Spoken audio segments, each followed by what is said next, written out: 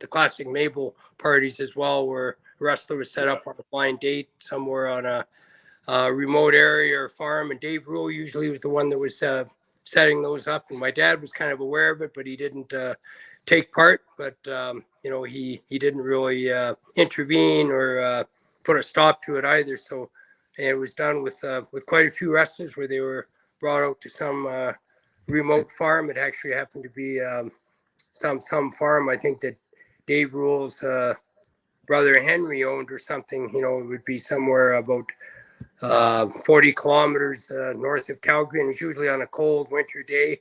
And it would be like November, December, -20 weather. And this farm was pretty far away from major highways and roads, but these wrestlers would be brought out to meet a woman named Mabel. And it was supposed to be a sort of a blind date, but it had to be a secrecy. No one could know about it. And Dave would take the wrestler out in a car and say, Mabel's basically ready to meet with you. We've really put you over, and told her how handsome you are and what a big stud you are, and how long you are, basically. And so anyway, the poor unsuspecting wrestlers were sort of in a room in this farmhouse waiting, for Mabel to come out, and there would be some gigglish noises coming from one of the rooms, and say, "I'll be right out," or something like that. And it was, basically someone just sort of impersonating Mabel. But then all of a sudden there would be a gunshot fired, and Dave Rule, who was sort of the liaison setting up Mabel with the wrestler, apparently would have been shot by Mabel's husband, who came home and interceded and found out, what was going on. And all of a sudden Dave would come out, and there'd be red dye on his shirt. It looked like he got a gunshot wound to the chest, and he would tell the wrestlers, run off, take off, run for your life. Mabel's husband has just shot me. So the poor wrestler then would run outside, quite often without a jacket or anything, and they'd be running, for hundreds of yards and then miles, and then, realizing they had no idea where they were going. It was at nighttime, and trying to flag a car down or an RCMP, and huffing and puffing, and then eventually I think they would hitchhike or alert some motorist, and then just get a ride back to Calgary. And one case usually they'd call my dad and say, Dave Rule's been shot.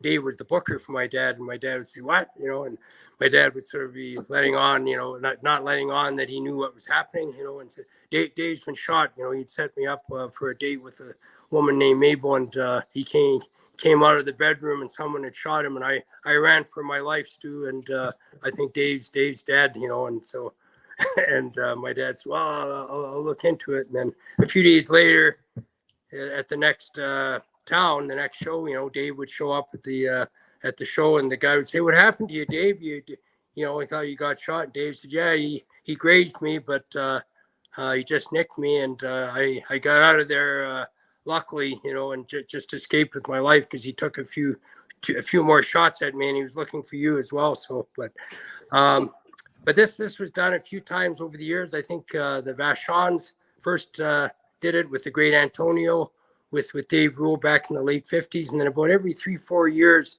we did it with different wrestlers. I think one time with a guy named Don Jardine, who wrestled as the Spoiler, and then some guy named Mel McWilliams, I guess. But one case, though, one of the wrestlers, I think it might have been Mel McWilliams, who was a guy that was just sort of breaking in, and he got it pretty bad, because he had run outside for I think a mile or two, and then flagged a RCMP car down. And anyway, they drove over to where the Mabel party had supposedly taken place, and it was just a bar in there, and nobody was there. Everybody had left.